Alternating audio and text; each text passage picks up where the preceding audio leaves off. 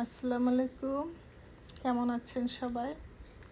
আমি রাতের খাবারের জন্য বার্গার বানাবো, তো মাংস রেডি করে নিয়েছি, সাথে মাশরুম ভাজি করছি।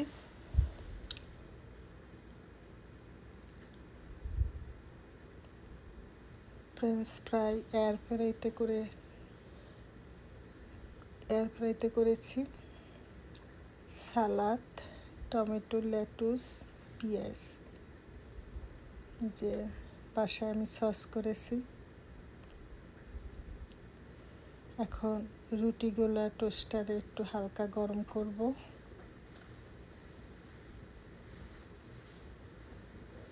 এই যে হয়ে গেল আমার বার্গার রেডি।